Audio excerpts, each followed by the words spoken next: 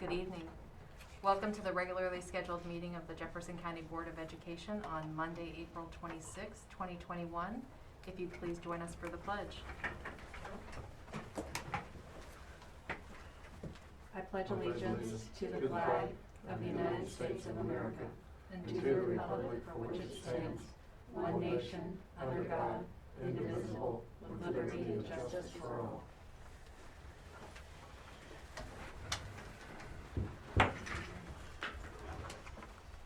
All right. Madam Superintendent, do you have any comments for us this evening? As Ms. Harner was discussing graduation, I just wanted to ensure that the board was aware of all the efforts that we're making to get out information regarding graduation and all of the different events that we are holding, just because they're slightly different this year. And so for parents to be aware, we've sent this information out. We also have on our website documents that answer those questions, a Q&A, as well as a video to show parents how the ceremony is going to proceed.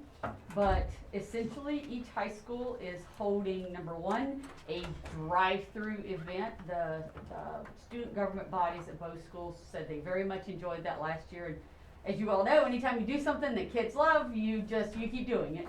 And that will include the same signs with their, pictures and congratulations graduates. They'll conduct the parade and then we'll give them those signs afterwards for their families to put in their yard.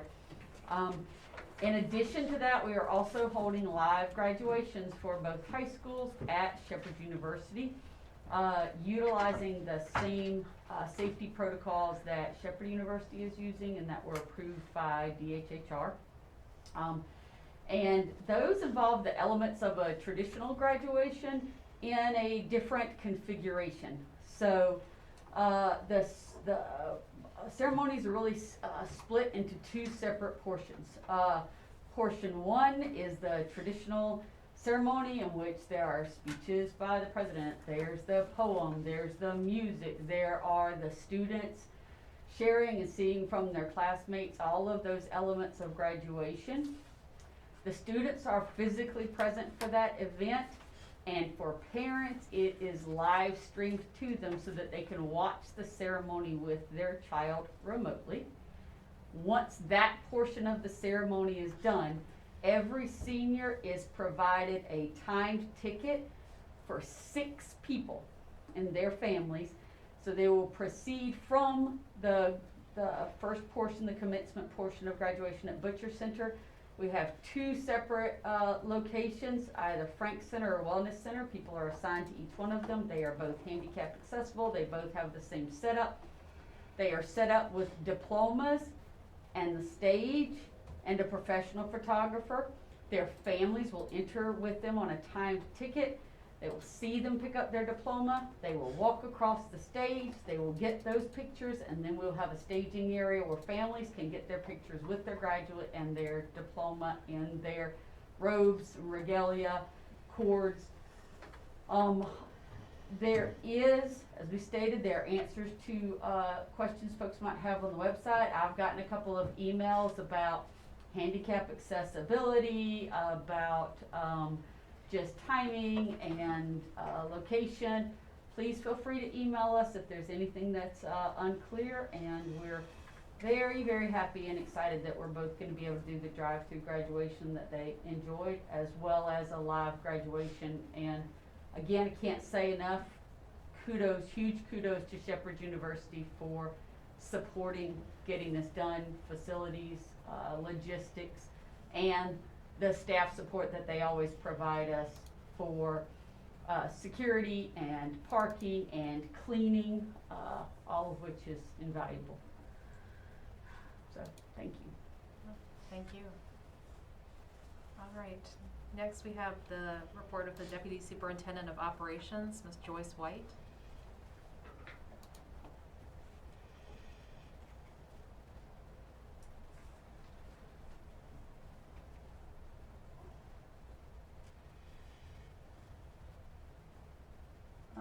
Ms. White, I believe you're muted.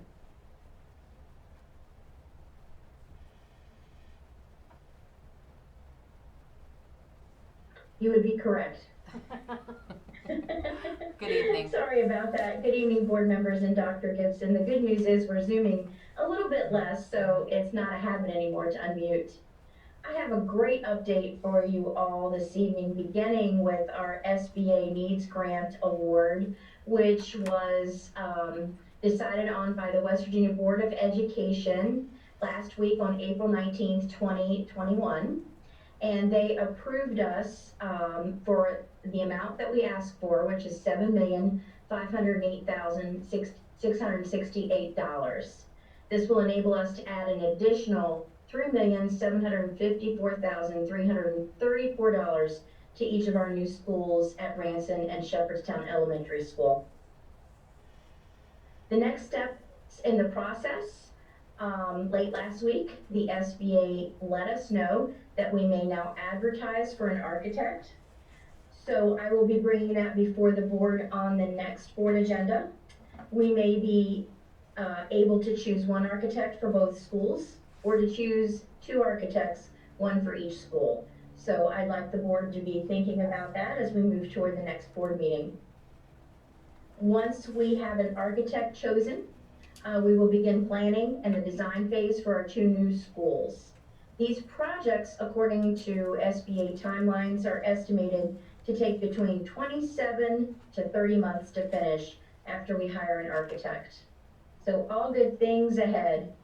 Jefferson High School turf field, the project was awarded last week. Two companies that were on a national cooperative purchasing contract were invited to bid. So this did not come before the board.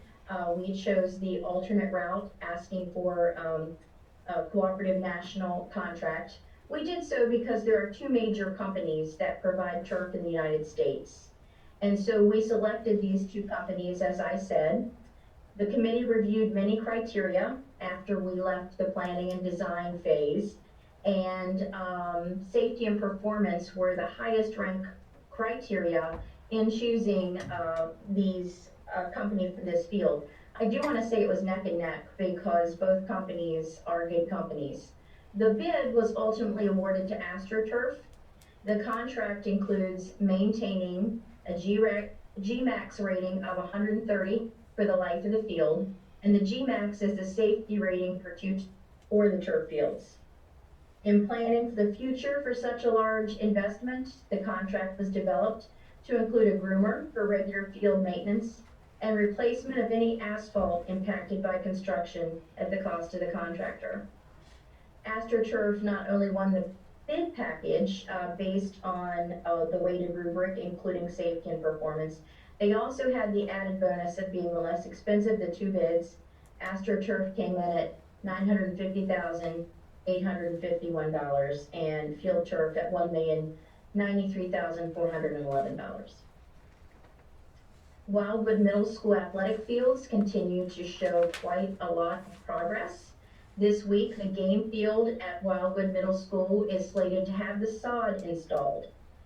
After the sod is on the game field, we'll begin the concrete work, and then the bleachers and goal posts will be installed.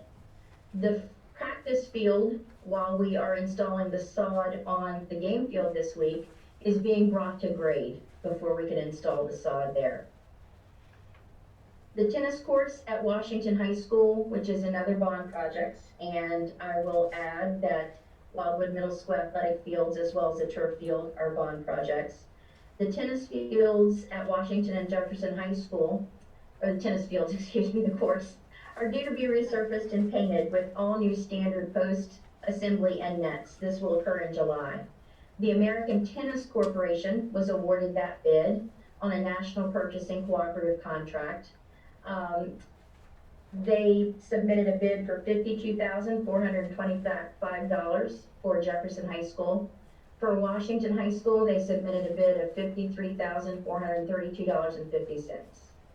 The job is estimated to take 2 to 3 weeks at each of our facilities. They'll do one school at a time, so we should be finished with that project in 6 weeks.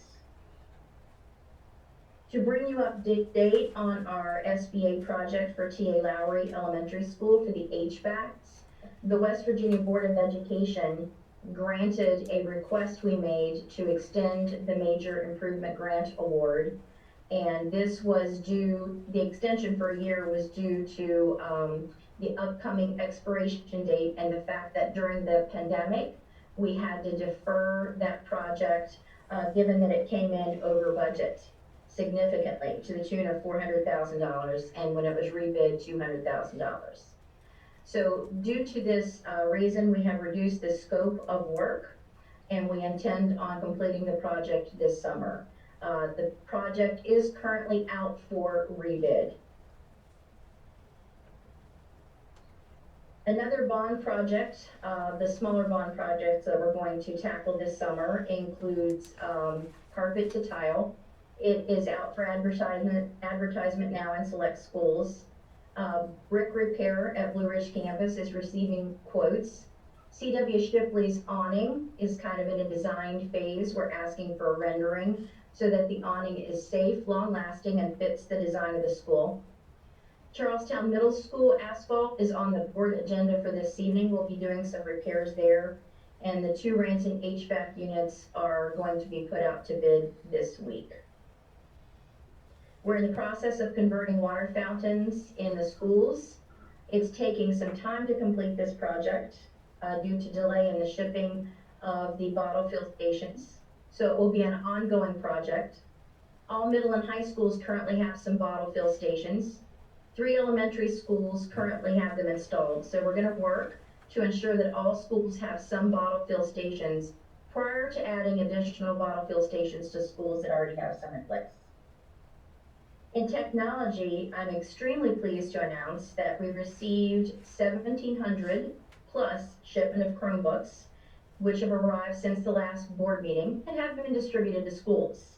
We're awaiting approximately 3,300 more. They should be coming shortly, and this will complete our one-to-one initiative in grades 3 to 12. We do have our K-2 devices on order. In child nutrition, on Wednesday, April 14th, Wildwood Middle School students, along with Claire Webb and Kathy Lloyd, enjoyed the company of our new child nutrition director, Dylan Bites, in a farm-to-school project. The project included the organization and planning of 4 vertical garden structures. The structures were assembled over spring break by FFA students and community members. The team was awarded funding from the Shenandoah Potomac Garden Council in the form of a $1,000 grant from Vertical Garden and Supplies. This is a small project, but the team at Wildwood Middle School has a goal of one day soon being able to provide the school's nutrition program with fresh vegetables and herbs from their very own garden. So we'll be excited to watch that garden grow. Mr. Bites will also be implementing a fresh fruits and vegetables program at 2 schools, North Jefferson and Ranson. Students will begin participation this Friday and will participate again in May on the 14th. The goal of the program is to introduce students to fresh fruits and vegetables, to include new and different varieties, and to increase overall acceptance and consumption of fresh, unprocessed produce among our children. Finally, I want to congratulate Heather Pindell, Transportation Supervisor, on her selection as the new Service Personnel of the Year. Heather's leadership in our Transportation Department and Community Service in Jefferson County are second to none. I also want to take time to congratulate Jennifer Kogel from Shepherdstown Middle School, who is the new Teacher of the Year. There were excellent staff members nominated this year, all deserving honor and recognition. That concludes my update for this evening. Thank you very much, Ms. White. And you just glossed over a little bit the funding that we got from the SBA. I just want to reiterate how great that is, because of the fact that, you know, the staff here really worked hard and put a lot of effort over the years doing the CEFP and putting the project together, and then doing the presentation to the SBA, and, you know, being fully funded. That's a lot. So congratulations. Thank you. All right. Approval of minutes. Is there a motion to approve the minutes from the regular board meeting held April 12th, 2021, and the special meeting held April 20th, 2021, which was the reconvened March 22nd, 2021 meeting? So moved. Thank you, Ms. Ogden. Is there a second? Second. Thank you, Mr. Osborne. Any discussion on the minutes? All in favor of approving the minutes from April 12th and April 20th, say aye. Aye. Opposed? Thank you. All right, citizens' comments. This evening we have several citizens' comments, and the first one up is Judy Price.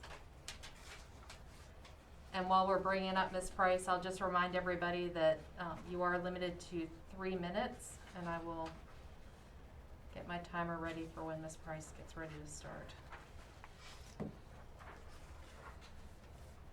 And after Ms. Price is Karen Buck.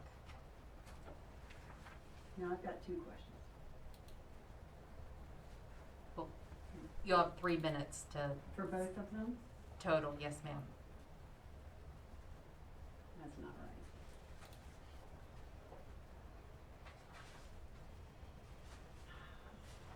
Ms. Price, are you there?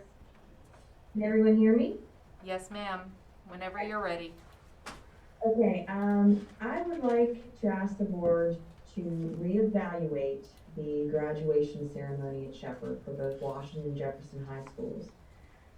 It's important for the parents to be able to attend the ceremony itself live in the gym with the kids.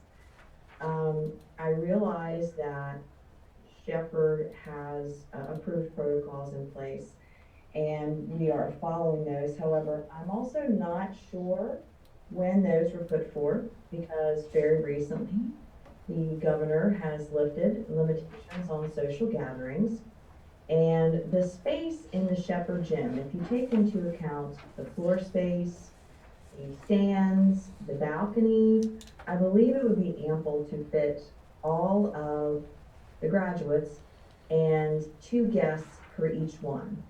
With masks in place, with social distancing in place. Typically the band, the ROTC would attend the graduation and be on the floor with the graduates. If you move those out, you'll be able to space out the chairs for the graduates. And if each one only invites 2, I mean, I would think that's for the parents, mom and dad, but it could be anyone. They would be limited to 2. And we could have them sitting in the stands and up on the balcony so that they could watch live. And then of course after the ceremony we would just disperse outside to take our photos per usual. There'd be plenty of time between ceremonies. Whereas now I'm a little concerned if you've got 6 people for 400 graduates and you're trying to squeeze them into a timeline between ceremonies to take photos in other buildings, that might be a bit of a mess. It would seem far simpler to me if we could go back and take another look at the gym itself and if we can have enough room for the graduates and 2 parents each. I would appreciate if you guys could do that because it is important to both me and my graduate that I can attend live in the room. If something is lost, it's kind of empty to just be there by himself and walk across the stage for a photo op. So we still have about a month left. I think there's time. If you guys could talk about that option, possibly go back to Shepherd and see if that's something that they would be okay with, considering some time has passed. So that's it. Thanks. Thank you. All right, next up is Ms. Buck. Yep. If you join us at the podium, and then after Ms. Buck is Brandy Musser. My name is Karen Buck. I'm a concerned grandparent of a 2nd grader at Blue Ridge. The Biden administration has announced that they're going to award grants totaling millions to force schools to teach critical race theory. Critical race theory, critical gender theory, critical climate theory, critical class theory. It's all critical theory. It's a socialist Marxist philosophy originating at the Frankfurt School in Germany in 1923. It's a political tool to divide and confuse the people. Although schools will deny teaching critical theory, they'll call it something fancy like equity initiatives or culturally responsive teaching, social justice, diversity and inclusion. all of which promote the exact same concepts as critical theory. It's the same thing. Critical race theory is a race-based premise that will attempt to confuse and intimidate the parents from asking questions and exercising their First Amendment rights. Our kids will undergo re-education in the form of equity and diversity training. They'll be taught to focus on race or gender or climate or class instead of teaching tolerance and harmony. This agenda will rob our kids of their childhood innocence by teaching them to hate themselves and their country. It will damage this community, pitting kids against their frustrated parents, parents against teachers, school board members against constituents, and neighbor against neighbor, just as it's designed to do. We will have to hire and pay tax dollars to consultants in order to promote this in the districts. Parents in Loudoun County have formed a committee to recall their school board for exactly this. As elected officials, approving this critical theory in any form would reveal a complete misunderstanding of your duties and responsibilities as elected officials. The school board must not accept the government money to promote this dangerous agenda. We, the parents and the grandparents, are starting to see things very, very clearly, and we're starting to really keep our eye on the schools. Thank you.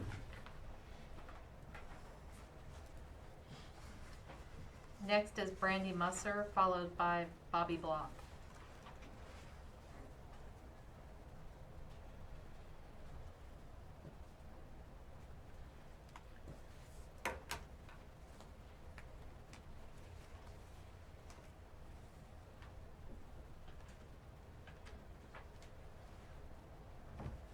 Good evening. This year has been nothing short of exhausting for everyone, but we persevered through much of what was thrown to us as educators. Dr. Gibson told us at the beginning of the year that we would not have to teach virtually and in-person classes, but we did with little complaint. We were told that we would have the technology and the training to teach virtually after we were thrown into it, but we didn't, and we made it work. The expectation of teaching 6.5 hours with no break and having our classrooms turned into a cafeteria was met with little resistance. We have no time to use the restroom, no time for collaborative planning due to coaching expectations and meetings that are made during our planning time after the students leave the building, and forget about eating anything during the day. We do not have the ability to leave our classrooms for those 6.5 hours unless we ask someone for a favor. And now you are telling us that all that hard work, all those phone calls to students and parents that are failing and not attending classes, all those after contract hours spent trying to make lessons work virtually and in person, and all the other concessions were for nothing.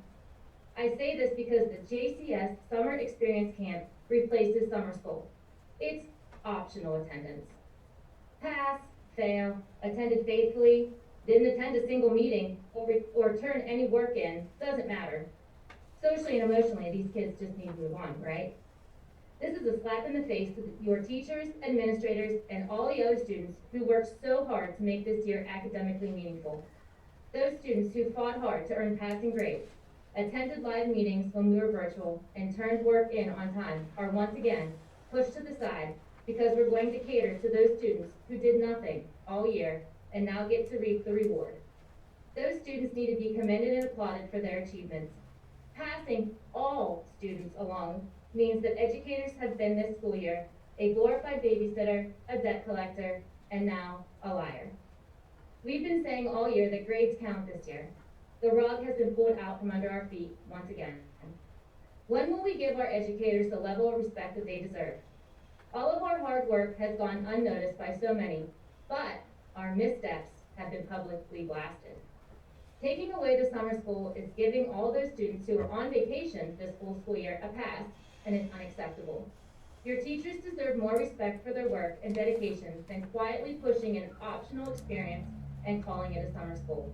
As teachers, we are concerned about these students being productive next year after you have shown them that grades and responsibility don't matter at Jefferson County Schools.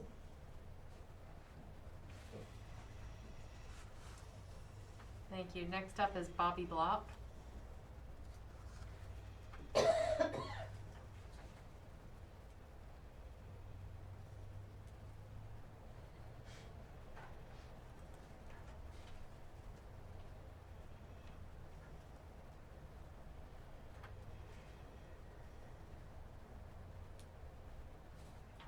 Good evening, Ms. Block, whenever you're ready. I want to make sure you can. Yes, ma'am, we can hear you. Thank you so much. Good evening. Our children are continuing to watch. They are still subject to devastating toxins. Next month at Sam Michael's Park, Saturday, May 15th and Sunday, 16th, from 10 a.m. to 5 p.m.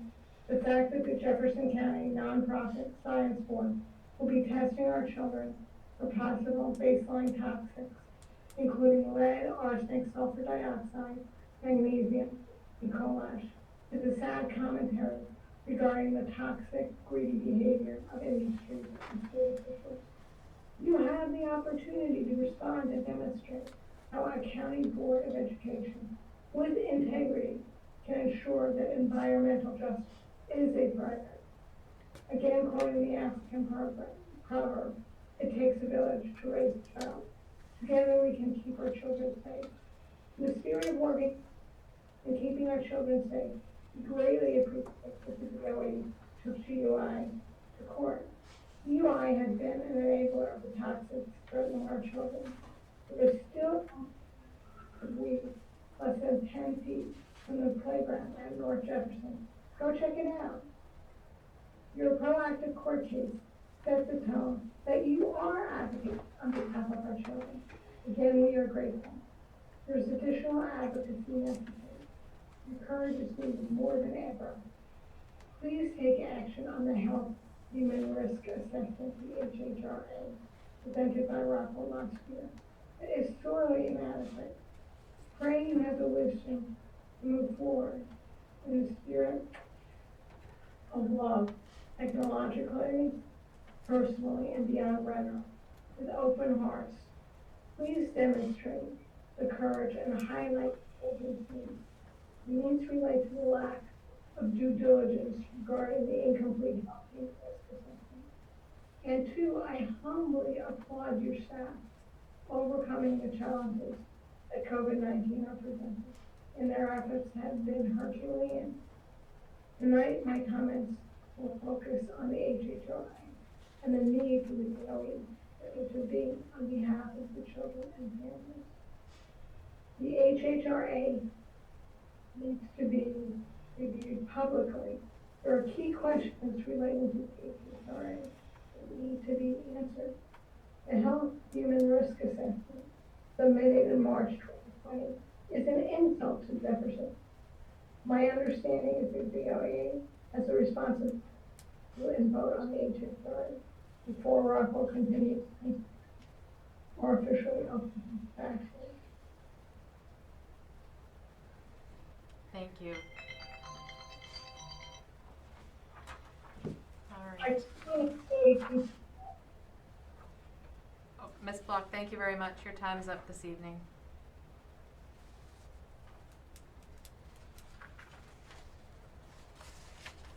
All right.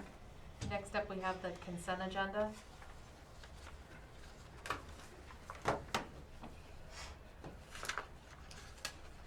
Dr. Gibson, is there anything that you need to point out or change or anything with the consent agenda? And then all the information is in Board Docs. All right, thank you very much. Welcome. Is there a motion to approve the consent agenda? So moved. Thank you, Mr. Cable. Is there a second? Second. Thank you, Ms. Ogden. Any questions or concerns with the consent agenda? Yeah, I'd like to pull number 12, 13, and the staffing realignment list for discussion.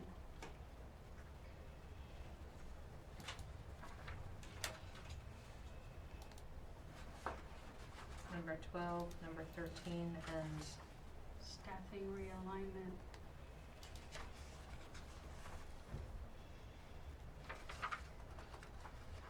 is there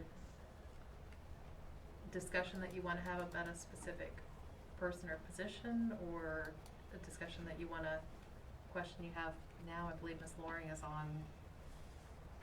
I mean, if you want me to ask in public, the first one Well, is, if it's about a specific person, I don't, not anybody's name. I'm just, number one on, item number 12, the RIF list. I'm not comfortable approving, that if there are people that have requested a hearing. It's, I believe that they request a hearing because they're going through the process to have a hearing. So they should have that hearing prior to, the vote. Well, I believe that what happens is we have to vote on it in order for them to have a hearing. And then this evening, we have 2 hearings that we'll listen to in executive session. So their final destination is not determined yet. We have to go ahead and approve the RIF list and the transfer list. And then during executive session this evening, we'll have the hearings. And at that point, it's decided whether they stay on that list or whether they're removed from that list, if I understand correctly. Well, to clarify, RIF and transfer are 2 different things. Number 1, there is no one who is holding a hearing over a RIF because we are not RIFing any people. We do have positions that people have left that we are deciding at this point, based on reduced enrollment, not to fill those positions. Hence the number of people we have on transfer, so that depending upon how many of those come back and where they come back at, we can move people around to meet those needs, right? So we made the determination, we make a recommendation to you that these are the positions that we believe need to be on transfer. These are the positions that need to be ripped. And then we have 2 individuals that do not wish to be on the transfer list. So you place them on the list, you approve them because they have a hearing to disagree with their placement on the list. Until you vote and place them on the transfer list, they're not on it. Does that make sense? So you have the opportunity, after you've heard everything in their hearing, to remove them from that transfer list, and nothing's changed. You haven't abrogated any right of theirs. The other question I have about the transfer list is, my concern about some of these positions. If you are transferring a person out, it's not the position, or is it? What happens to that position? Are you transferring a person because you don't want them in that position anymore? Or it's just, I'm trying to understand certain positions that I guess I shouldn't say in public, but I don't know, should I? That's a great question. So, to your point, instead of talking about individual people, let's talk about, let's say we have a 2nd grade teacher at school X, Ranson, and I'm completely making these up. And that teacher is placed on the transfer list. What we are looking at is we've seen the numbers at each one of those that we have now, and we're uncertain whether or not there will be, let's say there are 3 2nd grade teachers at one school, and we think there might only be 2 classes. We will place one of those on transfer, and then we'll look at the numbers of where 2nd grade are across the district, and we'll move people around. Anyone placed on transfer, we're guaranteeing them a position. We know we have enough kids to cover those positions. We may end up, they get enough kids. We do this every year with kindergarten because we're very uncertain about our enrollment. There's a much higher number this year because we're uncertain about our enrollment much beyond kindergarten this year, K-12. The uncertainties between them and virtual impact, it's safer for us because we can place a lot of people on transfer and then, to your point, rescind their transfer and say, okay, we did have enough folks here, we don't need to move you, we rescind your transfer. As the numbers come in for enrollment and verification, we rescind transfers as soon as we know we've got enough kids at each one of those spaces to cover them. Yeah, I understand that, but I'm not talking about this. I'm talking about specific positions that are definitely needed. And so should I mention it, or should we talk about this? If the position is needed, if it is not on the RIF list, that position is still there. It may simply have to operate in a different location or operate in a different program or program level than it is right now. For example, Okay. athletic director, I'm concerned that, are we moving that position somewhere else? Is that the issue, or is it the person? That is a great question. Previously, there had been discussion on the board about that, the possibility of having a county level athletic director and 2 assistant athletic directors. And right now, because one position isn't filled, there's an interim there, we only have one person in that position. The board hasn't approved a budget yet. Should the board come back and decide to follow that structure, this individual has a teaching degree and we're promising them a position, so they would be provided with a transfer into that position. Now, it seems unlikely based on the last meeting and the staffing discussion that the board had, but as a safety for that individual and for our needs in terms of certified folks, again, a transfer, we are legally required to notify staff by the May 1st date, I don't have it in front of me, that they could potentially be transferred. We rescind the vast majority of transfers, vast majority of them. It is simply a safety mechanism for us as a system. And then on the next one, the RIF, I'm trying to understand, so you're wanting to eliminate the coordinator of VOTEC position, and then you're later asking for this other position, and it's going to be joined with this coordinator position, correct? And it's a new title as director. So it goes from coordinator to director. Well, as we had presented in that previous board meeting, when we spoke with the board and we got input from staff about an effective way to serve students, we got a lot of feedback that our social emotional program had been very well received, that it had been more efficient, and that we had a lot less frustration with our families and our staff about funneling kids through a program where it was one point of entry. They presented all of the alternatives, they staffed all of those out, and we could see whether or not we had gaps, and then we came to the board for positions and programs to fill those. Well, that's the emotional side of things. We also have, and it is particularly important now after the pandemic, we have alternative education programs where the instructional side of things, we have a lot of different options with those programs. And the idea was for us to realign our instructional programs the same way that we did our social emotional programs.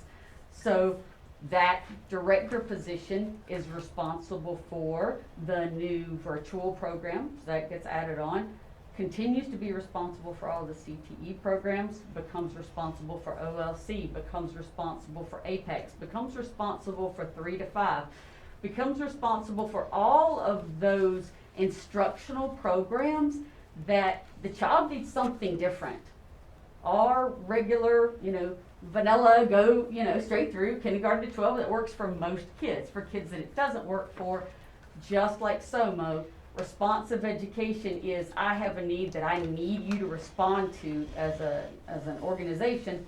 Kid comes in, we staff them out through that process, that multidisciplinary team process. So that's what that was intended to do. All these middle school chairs, these positions are being rifted, correct? So that's correct? The teaching positions, no. In discussion with the middle school principals regarding how they wish to organize the administration of their schools, they did not feel that that structure served them best in terms of having department chairs, particularly when all of the schools now have instructional coaches who take up much of the work that was previously done by department chairs. But these people are losing money. They're losing that income, so it's Well, kind they of are like a no risk. longer performing the work that that income paid for. I'm just trying to understand, because you said there were no rifts, but it seems to be that if you're losing your income, you're not going into a new position. These adult ed instructor positions, why are they being eliminated? That is again, very good question. Every year we are required from the West Virginia Department of Education, they fund in totality that adult education program. It is from their passage to us a grant funded program. On their contracts it says every year, if we don't get this funding, we won't have this program. So the state requires us to notify them, we place them on the RIF list, and remember, this is a safety. We have to legally notify them by a certain date. As soon as we're awarded the grant funding, we rescind their RIF and they're back in their positions. That is a requirement, and again, we do that every year. Yeah, that's annual for those positions, so we know that, understand it, and anticipate it. And then the other questions were about these position creations. The assistant superintendent, it sounds like, again, this is a consultant position needed. Somebody that will look into creating this program, the day treatment center or whatever you're calling it. Not that it's not necessary, but I'm just trying to understand how you need a superintendent who's going to be a permanent position if really the main goal is to create or look into the creation of a program. And why wouldn't you just, look at hiring a consultant? I know that people said on the board they want somebody that cares, that's committed, but we are losing 300 or 400 students every year. It seems that the board office is growing. Students are leaving. We ought to be focused on bringing students in, and the teachers that we have, making them feel appreciated and respected, and investing more in the classroom. I am all for these new special ed positions, the autism teachers, and the special ed teacher, the nurse position, severe special ed teacher, social studies from half to full time. I'm just concerned about creating these board positions when it seems that they could wait. I mean, if it's about the budget, either you have the money or you don't. So why does this all have to be done now when we're trying to already create the virtual school? And it just seems like a lot of hands in different fires, or however way you put it.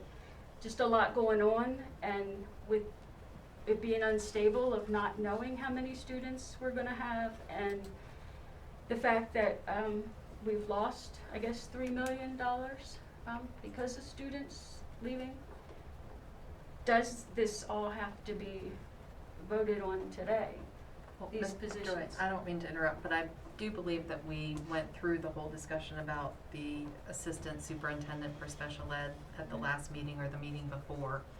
Mm-hmm. But, we've already had that conversation, and I think we, had moved on from it. No, that wasn't my understanding. My understanding was that Dr. Gibson was gonna come back with, you know, she supposedly heard our ideas and she was gonna come back and present again after, you know, one thing that we mentioned was not eliminating the athletic position, Well, these, the athletic director, but it sounds like this is indirectly going to eliminate the athletic director no, position. we still have to vote on, you know, the athletic director, but the budget is coming soon, and that's where all of those positions are gonna be determined.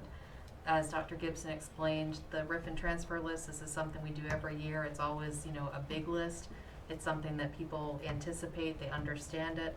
They're normally, you know, removed from it as we go along between now and August. So, you know, I don't think having somebody on the RIF and transfer list is a bad thing at this point. It's a normal thing at this point.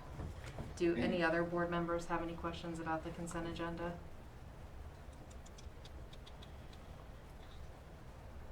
All right.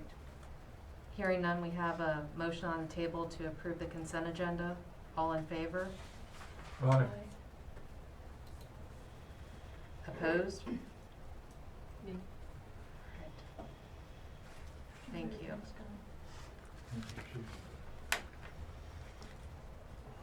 Okay, next up we have unfinished business, request approval for recommended vendors for select bond roof projects.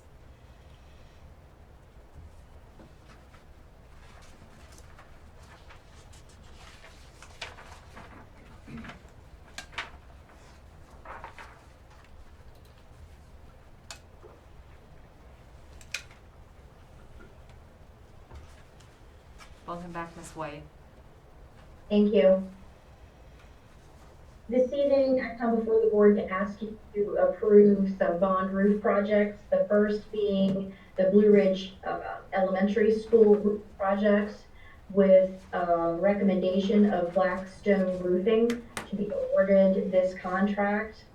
We will be accepting roof area 1, roof area 2, and roof area 3 bids for a total of $819,000. The second being Wright Denny Intermediate School for the flat sections of the roof at a bid of $289,000. After your motion, I will await that and then take any questions the board may have regarding these projects. All right, is there a motion to approve the recommended vendors for the roof projects at Blue Ridge and Wright Denny? So moved. Thank you, Mr. Osborne. Is there a second? Second. Thank you, Mr. Cable. Any questions for Ms. White about the roof projects? Ms. White, have any of these companies done work for us before? Blackstone is being recommended in both instances, and they have done a roof for us before, and they've done an outstanding job. He does have the crews to support both jobs. Thank you. You're welcome. All right, thank you. All in favor of approving Blackstone for the roof projects at Blue Ridge and Wright Denny, say aye. Aye. Opposed? All right, thank you. Action on approval to purchase learning management system.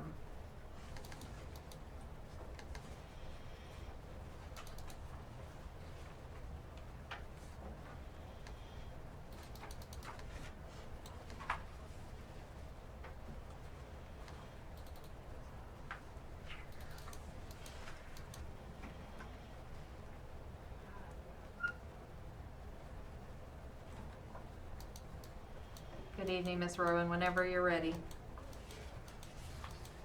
Actually, it'll be me starting out this evening. There you go. Good evening, board members. We are asking this evening that you approve the committee's recommendation for Canvas as our learning management system. This platform will be a crucial component of fulfilling the board's goal of moving JCS towards a one-to-one device system. The LMS will allow us to consolidate a number of functions currently being served by multiple platforms and improve the learning experience for our students, families, and staff. The committee considered heavily the following factors in making a recommendation: the general overview and offerings of the system, grade book and attendance features, communication features, system integrations, course creation, data analytics for administrators and teachers, differentiated instruction offerings and support for students with disabilities, multicultural lens and appeal, professional development offerings, accessibility features and ADA compliance, add-on features, and recommendations of other users currently using the project, as well as the overall cost of the management system. Based on the recommendation from the committee, we are continuing to explore some additional add-ons as programming, as well as some staff development that will support the enhancement of our educational technology. However, tonight we ask that the board approve the base program of Canvas for the total of $38,700 with an annual reoccurring of $33,200. The committee for the board's benefit was made up of this evening academic individuals who represented academic coaches, cultural unity, elementary students and caregivers, elementary teachers, high school caregivers, instructional coordinators, middle school students and caregivers, middle school teachers, school administrators, SOMO team member, special education staff and leadership, technology director, and systems support specialists. I want to thank the many team members that were involved in this. At this moment, I'd like to turn it over to Dr. Rowan to share a little bit of additional information. Hi everyone, good evening board. I'm here to talk a little bit about this wonderful committee that we put together. And I don't even have to talk about it because I have my wonderful colleagues here who would love to share their experience, because I think it matters more from their perspective. I'm the technologist. Of course I'm going to love technology, and of course I'm going to advocate for that. That's my job, right? So what I'm excited about tonight is to share what some of my fellow colleagues have, really worked hard and just took a lens that was really important, because this decision is going to impact every student, every teacher across our county. So the first person who's going to speak tonight is Joel Silver, who is our wonderful middle school coordinator. Joel, if you could tell us a little bit about your experience.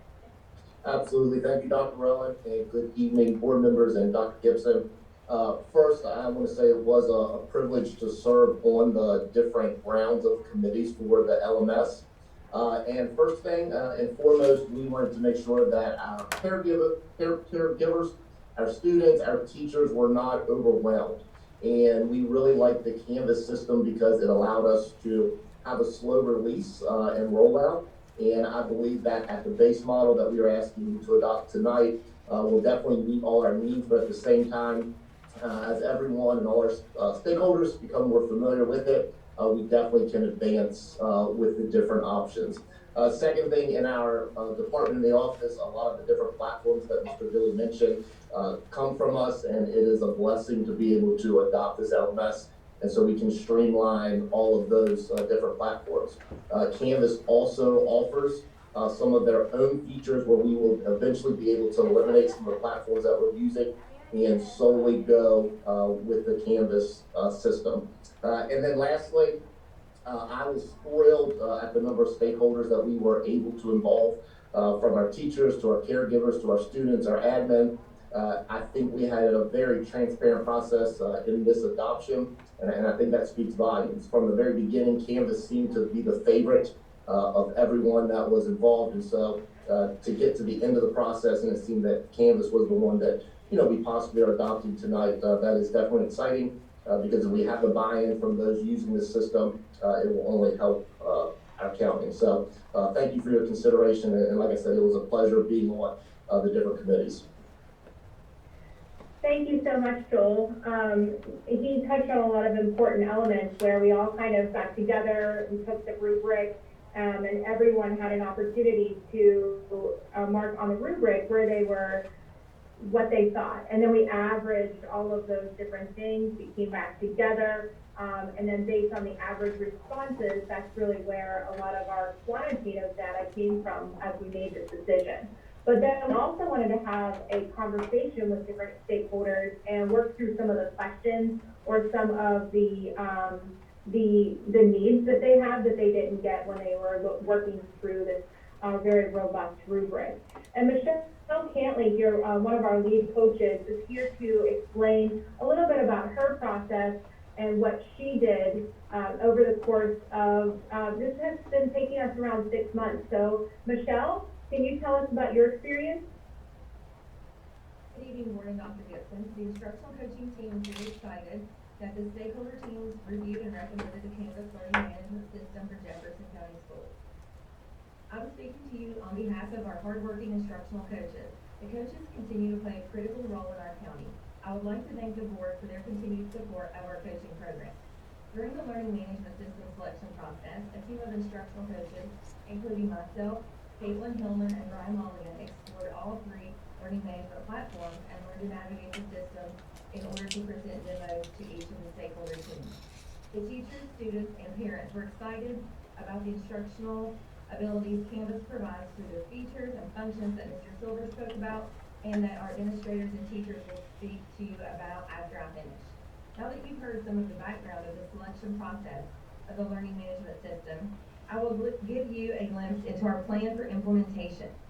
After the second round of stakeholder teams, Dr. Rowan and I created a roadmap for the rollout of professional development for teachers, coaches, administrators, and families for the 2021-22 school year. We vetted that plan through the Professional Development Committee and our Curriculum and Instruction team at Central Office. The plan for professional development begins this June 2021, where coaches and ambassadors from various grade levels and content areas at each school will be trained by the Canvas trainers. These school-level ambassadors will play an important role next year as peer-to-peer support for their colleagues and their building-level coaches throughout the whole implementation process.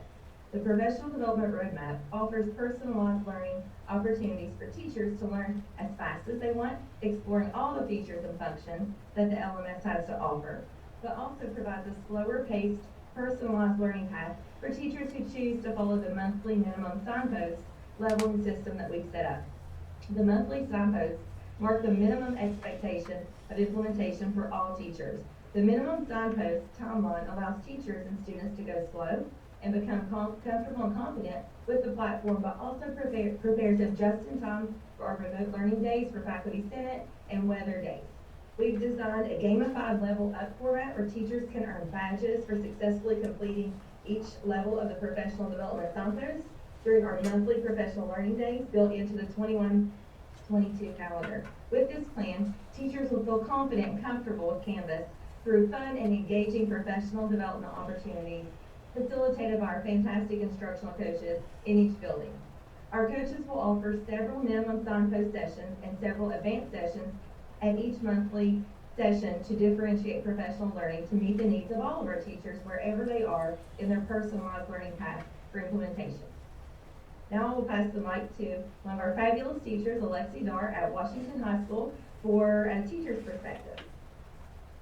Thanks, Michelle. Hi guys, good morning or good evening. Sorry, it's been a very long day. Currently in the process of finishing grades up for interims to be printed in about a short day and a half here, so I'm sure that you can understand that things are a little bit crazy, but I wanted to kind of talk to you guys a little bit about the experience from the teacher's perspective. I was originally a part of the focus group that went through and took a look at each of the different learning management systems that the county was considering for purchase, which was between, of course, Canvas, Schoology, and Desire to Learn. And some of the things that we were able to do within our groups of high school, middle school, and elementary level teachers was to actually get to play with a sandbox version of a lot of these different platforms to see for ourselves firsthand exactly what kind of features were available. And I can say, just based on personal experience from that opportunity, that sometimes it really is the hands-on experience that sells you the most. So having the opportunity to get to work a little bit with the Canvas platform honestly did help to kind of sway my decision a little bit more toward understanding the benefits of Canvas. When I was approached by Dr. Rowan about the possibility of joining the stakeholders group for the RFPs, I was very excited because, as I'm sure you could tell, I'm a particularly vocal individual whenever it comes to technology, and getting to see exactly what kind of materials and features that Canvas offered was extremely reassuring to myself as an educator, as well as to a friend of many teachers who I know are not necessarily technologically savvy. I really, really loved getting to see the idea that we are going to be combining everything into one. I cannot express how frustrating it has been in the last several months to have to worry about transferring grades between Google Classroom and live grades, even in the last 6 hours particularly, where I've been working on doing the same exact thing. Rather than having to go back and forth between the two platforms to actually get the grades into where it matters for the students, everything would be all in one place, which is really a major, major time saver in terms of the planning and other things that we have to do during our days and even after those contracted hours. Another thing that I'm sure we're all very aware of is the fact that this year obviously was a very, very big challenge for a number of us from March of last year, when we were somehow able to survive the trial by fire that was switching over to Google Classroom in under 2 weeks. Honestly, I know that a number of our teachers are probably going to be a little bit hesitant, as with any change, but in this particular circumstance, if we can survive a rollout that happens in 7 days, we can absolutely handle learning a material over the course of 2 to 3 months before the students come back. That is far more reasonable and far more manageable for us in the midst of everything else that we are being asked to do. And I know that Michelle had mentioned before the idea that we don't necessarily want to lump a lot more on for the teachers to have to do, given all of the changes and responsibilities that have happened over the past 12 months. And honestly, I do believe that Canvas is the platform to help us have to do a little bit less. It's nice, though, that we do know that we have the support from customer services and other representatives at the company level, as well as from our own technology department. If there isn't an answer, they are quick to respond, which is fantastic, because I know that with a number of my students specifically, I teach 2 classes in the Jefferson Virtual Academy this year, both of which are upper level English courses. And one of the biggest struggles for those students has been dealing with some platform technology errors that have been things that the tech department can't necessarily address. And it would be something that would probably be a lot more easily approached and fixed at the company level. But of course, as I'm sure you can imagine, Google's not really a company that's super easy to get an answer from. They're very large. Whereas Canvas kind of has a little bit more accessibility to the teachers, to the technology departments, to allow us the opportunity to get that training to help these students out with understanding the material a lot better and a lot faster. Plus, we also have the idea of just straight up saving the time on logins. I know that even just in my courses, I teach advanced placement, we use Google Classroom, Live Grades, Office 365, AP Classroom, Khan Academy, and that's 5 logins just there. So the fact that we will be able to pretty much roll out 3 of those things into one compiled login is really going to save a lot of time. I know just from speaking to parents that they were very frustrated with having to deal with multiple logins, and after a while it started to get extremely confusing. So to save a little bit of time and a little bit of frustration on their end as well is definitely a very encouraging thing. I think the last thing that I really, really enjoyed about this platform was just the fact that it is allowing us to do cloud-based saving, which means we don't have to worry about losing any information, losing a flash drive. If you have all of your files on that one drive, it's all being saved to the cloud at basically immediate response time. And we still have the ability to integrate a lot of the systems that we've been using for the last several years, such as Office 365, such as Google and the Google Drive, that many of us have spent countless hours creating materials to find out that we are switching systems into something that I'm sure a lot of people were nervous would not integrate well into the different devices and things that we've been using. But it's wonderful to know that we do have a platform that has been decided that does have the ability to access all of those materials seamlessly. And that's, I think, a really big confidence boost for a lot of teachers, including the ones who may need a little bit more time to get to learn the platforms. So I think that's pretty much it from the teacher's perspective. Sorry for rambling on so much. You gave such wonderful information, Alexia. I really appreciate it. You really hit the nail on the head about the importance of having more time, and even though we're going to invest in this product, what are we going to get on the back end? And of course, that's more time with our students, that's more time reviewing so that we can give poignant feedback. That's the integration, that's really important. So thank you very much. We have one last person here today who's going to tell you about the perspective from the administrative standpoint. One of the barriers to using Google Classroom all the time is we didn't have analytics that really allowed the administrator to look through different courses. So Brian, Mr. Bauer from Harpers Ferry Middle, could you please tell us a little bit about your experience? Absolutely. Thank you, board members and Dr. Gibson for having me tonight. I just want to kind of share from the administrator's view, there's basically two areas that I want to focus on. First off, looking at it, I'm a parent in Jefferson County also, as well as an administrator. And my son was actually on the committee as well that reviewed the LMS. And, I think from the administrator's point of view, dealing with parents, students, teachers this year, I really think that the parents and teachers and students are all really going to enjoy this new system. I know one of the big complaints when I call and have staff meetings with parents is the jumping back and forth between Google Classroom and Live Grades currently, and trying to figure out which assignment matches which grade, things like that. And I think having all of this into one system next year is really going to make that easier for parents. I think they will enjoy being able to log into one place, see their students' work, see their students' grade, not having to try to play a little game to figure out what matches up with what, or call the teachers or the school every time to try to figure out what's missing. So I think it'll make life a lot easier for parents and students as well. My son really enjoyed the ease of use of Canvas because we were able to log in and play with it as well.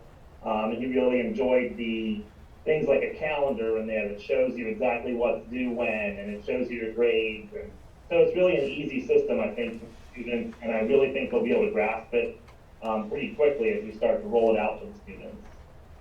Second off, as Dr. Rowan was saying, the data analytics that are available for administrators in this new program are way above and beyond what we currently have. In Live Grades now, as an administrator, if I want to go in and look at a student's grades, student performance, I can log into Live Grades and I can see, how a student did each 9 weeks, what their grade was, what they earned on different assignments. But it really doesn't give me a full picture of the student. I still have to log into Google Classroom to go see if they've turned assignments in or how often they've logged in. But with Canvas, as an administrator, I'll be able to go in and view different data, different graphs, things that show how often a student is engaged in a classroom. It'll show how often a student has logged in, when their last login was, when they submitted assignments. So it'll really give administrators a full picture of the student and their performance, which will really help us greatly as we meet with parents for staff meetings and other interventions, so that we can really tailor, a student's education, find what they need based on the data that we can get from Canvas. So I think it'll be really a great benefit to Jefferson County. Well, thank you, Mr. Bauer. And with anything, of course, all the paperwork at this point is pretty much done, but now the hard work, I like to say, really begins, and we are going to start talking more in depth about how are we going to train, what are some of the packages available, because we had a skeleton, but now we're going to put some meat on those bones. Now that we know what the program is that we're going to go with, and we've had lots of discussions with our stakeholders and focus groups.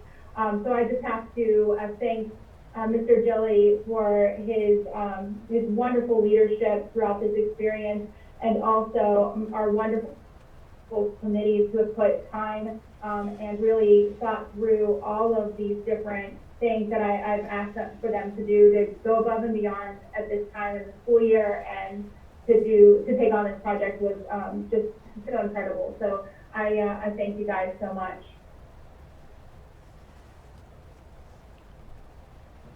All right. Thank you very much. Is there a motion to approve Canvas as the learning management system? So moved. Thank you, Ms. Ogden. Is there a second? Second. Thank you, Mr. Osborne. Any discussion or questions from the board members? So, Dr. Rowan, it does allow Weavis integration. Is that what you're saying on this? So we will not have to go back and forth and the teachers will not have that to deal with? Yeah, so they were talking about more of the integration of Microsoft 365, JCS, Google, and yes, Weavis will be integrated as well. So all the rostering will be completed. Teachers don't have to do that themselves. It'll be on automatic thing that they will do.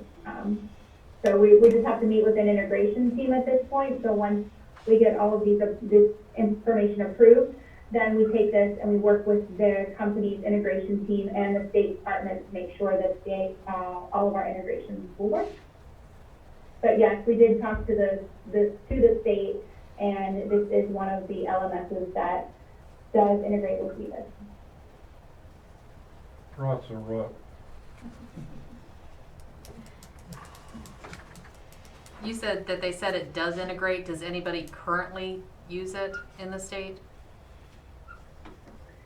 Yes, I believe it's Jackson County that uses it as well, and so I just reached out to them today. We did ask for recommendations as part of the RFP, and that was one of the recommendations on the RFP. And they've already been in contact with them to talk to us about attendance and how they're taking attendance using the LMS and Weavis. So I do believe there's going to be a good relationship there. Excellent, thank you. All right, so there's a motion on the floor to approve Canvas as the learning management system. All in favor? Aye. Aye. Opposed? All right, thank you. Good luck. Yeah, with that integration, good luck. All right, new business this evening.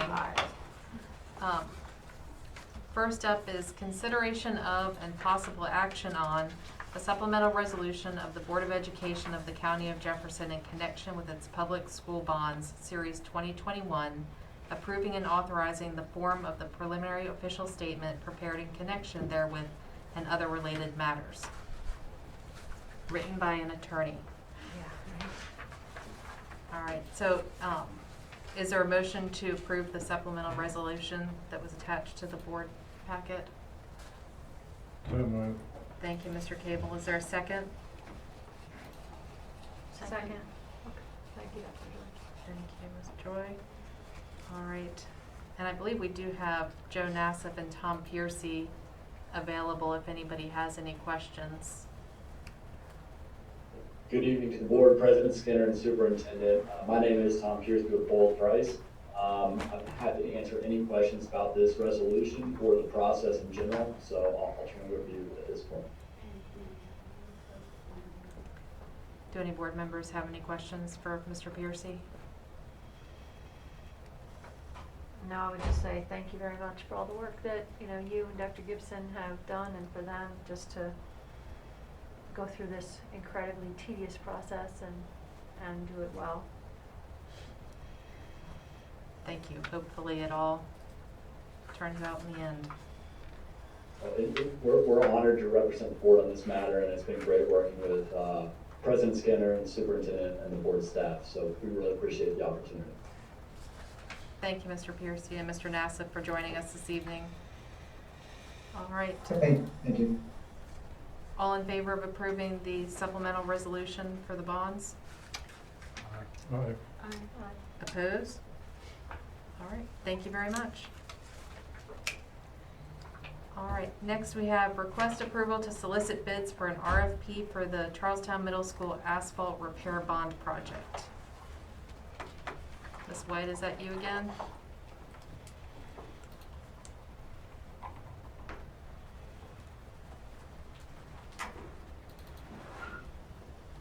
Good evening again. Yes, that is me.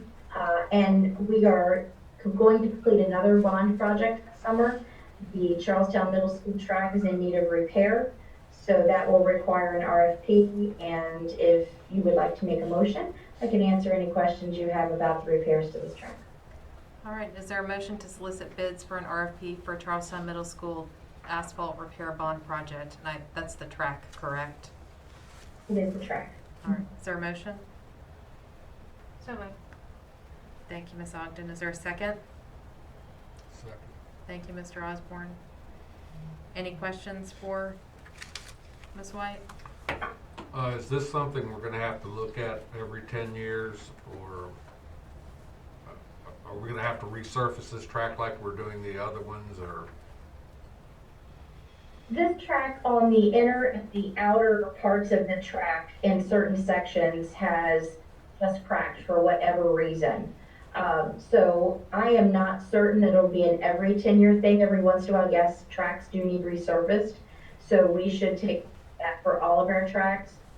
In this particular instance, I don't know the history or how old. I'm happy to find that out for you, but it is not uncommon that tracks do need resurfacing.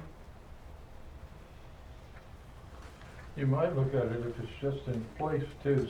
Some of it might not have a very good base underneath of it. Some of that ground up there is up and down, and some of it's kind of weaker than the other.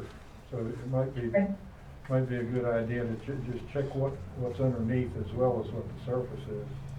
Right, our intention for this track, for safety reasons and just to make the project last for many years, is to actually mill up the sections, outer and the inner loop of that track. One, we want them to be even with the other sections of the track. We want it to look good, but we want it to be safe. So once we mill that up, we'll be able to give you a little bit more diagnostics about what's going on the ground, but that is a good point, Mr. Cable.